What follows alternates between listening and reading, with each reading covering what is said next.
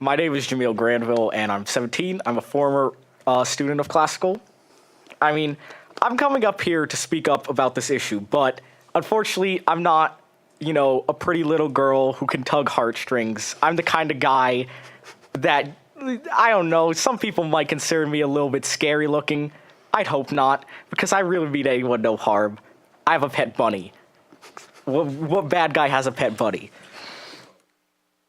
But here today, I've noticed there's been a lot of misinformation and, in my opinion, disinformation intentionally. Okay, so there is this misinformation somehow that AR-15 is some sort of a unique firearm, either whether it's in its function or its lethality. There are many other rifles that shoot the exact same caliber with the exact same barrel length, giving it the exact same function, regardless of whether it's a long or short stroke piston or various other internal mechanisms with the firearm. All that matters is a bullet, the barrel, and the muzzle it comes out of. I can name off of a few firearms. For example, the IWI X95 shoots the same bullet, same velocity, etc. There's also a very interesting case that I believe has been mentioned earlier.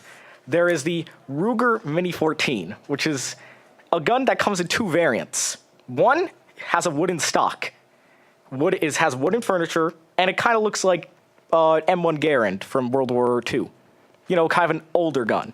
And then there's the Ruger Mini 14 Tactical, which has an adjustable stock and a pistol grip, and it's made with black polymer.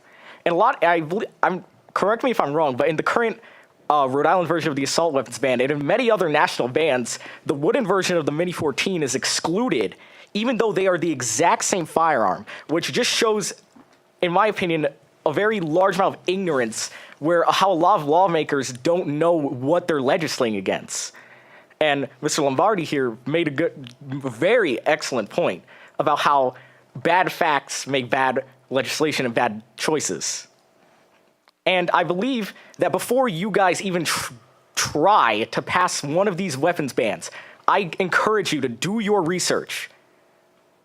I encourage you to do your research on firearms, how they work, the difference between different calibers and pistol calibers, and all these other things so that you can actually make an informed decision.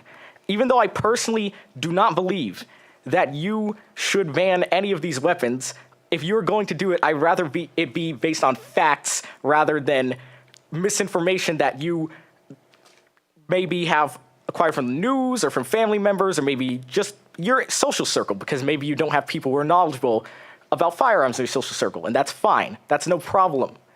That's not your fault. There's no reason to demand that everybody has an extensive knowledge about every single subject. But I feel it's your duty to do research beforehand so that you know what an assault weapon is, because it's a very loosely defined term. Tomorrow they could declare that my fist is an assault weapon because it has no real definition. They base it off of cosmetics. Most of these bans are based off of cosmetics, like pistol grips, adjustable stocks, which do not increase the lethality of a weapon. It's mostly for ergonomics. Ergonomics don't make anything more lethal. It just makes you a little bit less comfortable when you're shooting, usually for long periods of time, which these kinds of people wouldn't. This is usually something that people at the range would be doing when they're practice shooting or in competitions. It's ergonomics. Another issue I have is that when people are quoting these stats, they don't have the same margins. So a lot of these stats where it says, the assault weapons ban decreased violence and decreased mass shootings is because they deviate from the standard of 4 deaths and go to 6 all of a sudden to make it seem as if there has been a decrease, whereas they're just manipulating the stats to make it seem as if there was some sort of decrease. And another thing is where people cite examples of countries that are vastly different from the United States on many fronts, based on their healthcare, mental healthcare, and the socioeconomic status of their citizens, which is one of the biggest causes of gun crime not related to mass shootings. People don't join gangs because they grow up wanting to. They're disenfranchised poor people that grow up in poor neighborhoods and go to poor schools, are poorly funded, would have bad books and not the greatest teachers, and aren't the safest environments or the healthiest environments to learn. If you don't tackle socioeconomic issues, you're not going to solve any violence problems. Because even if you ban guns, there's still an extensive black market for weapons. And even if somehow all of these guns were to disappear, you have knives, you have arsons, which can be committed with various things, whether it be gasoline or homemade napalm, which is easier to acquire than a gun. It could be bombings, where anybody can learn how to make a bomb, whether it be something simple or something complex, whether it be small scale or be absolutely devastating to the likes of which we've never seen before. You cannot solve the problems by removing the tools. There are tons of legally owning people who legally own firearms, law-abiding citizens, that would not dare point their rifle, point their pistol at someone and shoot them unless they feared for their lives, honestly feared for their lives. There's an old Latin maxim that says essentially that the abuse of a tool or anything is not an argument against its use. And I believe this rings true with here. Because all it's going to succeed at is disarming people who legally own firearms and abide the law. And I just don't agree with that. I feel like that's just not the problem. Another thing is, we already have plenty of laws, systems like the NICS or NICS that prevent people from getting firearms. But in this case of the Parkland shooting, the police were called to this man's house, or boy, depending on if you considered him an adult or not at that point in time, 39 times over the course of 7 years, along with making multiple social media posts that many people at the school knew he was unhinged, and being reported to the FBI twice. So that's 41 times directly that the police dropped the ball. And it's also directly linked to the fact that that school department and that police department had an agreement where they wouldn't arrest students to keep the arrest records low so that they could get more grant money for their schools. You've seen the campus. It is an excellent school where this happened. Well-funded, countless buildings, nothing of which we have here in Rhode Island. Because I'm pretty sure, and I trust our police, that they honestly report arrests of students. Because that is their job, and I'm proud of them for doing their job. But down in Florida, they did not do their job. And if anyone has blood on their hands, it is the Sheriff Scott Israel, who was complicit with these actions that eventually led to this.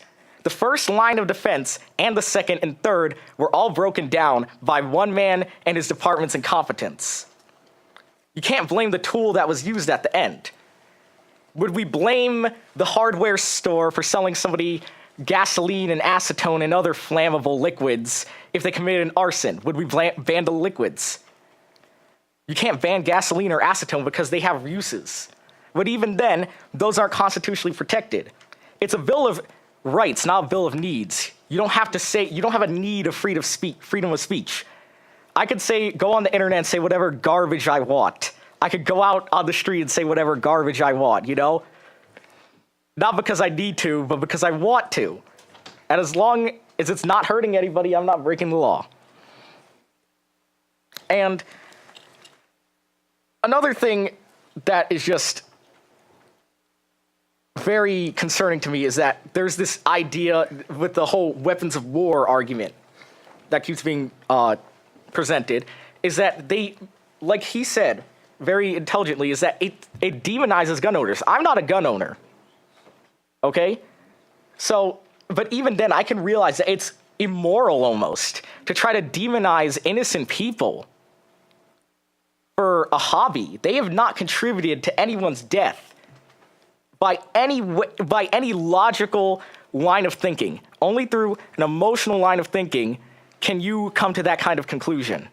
And that's not how we should be basing legislation in a civilized society, as many people claim. There are many systemic issues here in America and other countries.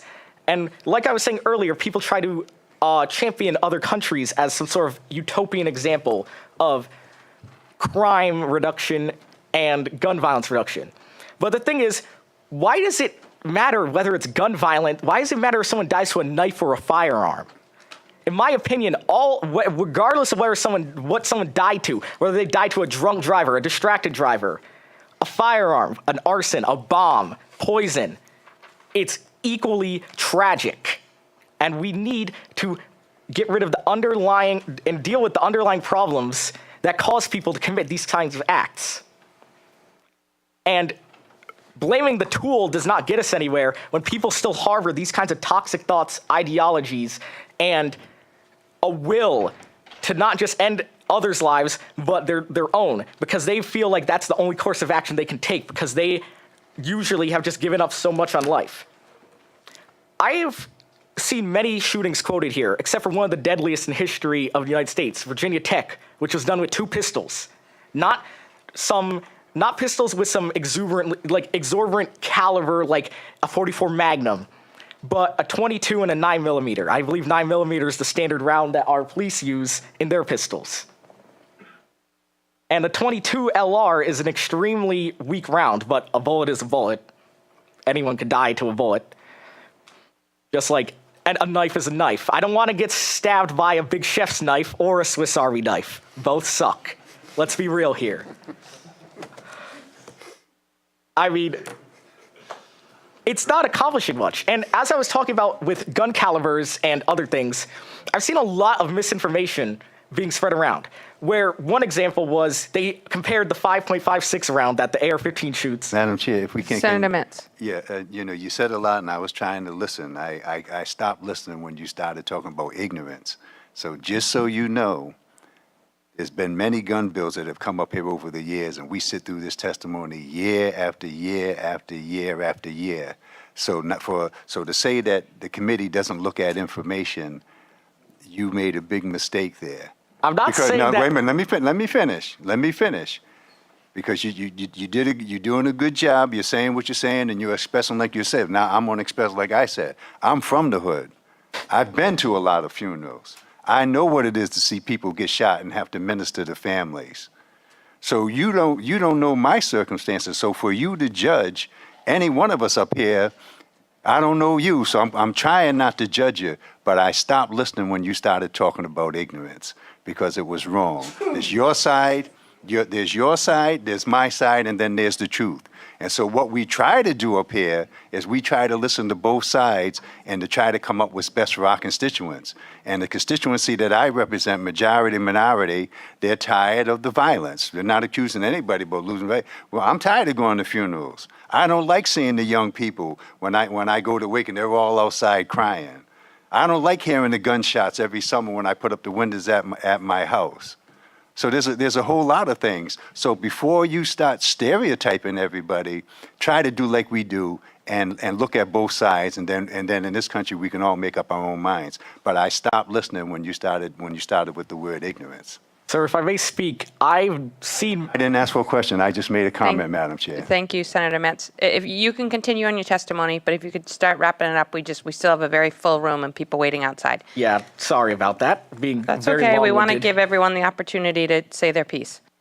But I just feel that we need to look at everything as precisely and as factually as possible, not in a pro-gun angle, not in an anti-gun angle. That is basically the main idea that I'm trying to put out there. And we cannot always use these other countries as examples because, like I said, they have much different socioeconomic problems, borders, population sizes. Like Switzerland, for example. Switzerland has a very low violent crime rate and homicide rate, but their gun laws are less strict than states like Massachusetts, California, etc. Now you're probably thinking, well, why is that so? It's because the violence in those areas, in these communities, stems from socioeconomic issues. That's the real core of the issue. If you help people in poverty, help people who are downtrodden, then that will probably cut a very large amount of the violence in general in this country. And I feel like that's the greatest priority above anything else.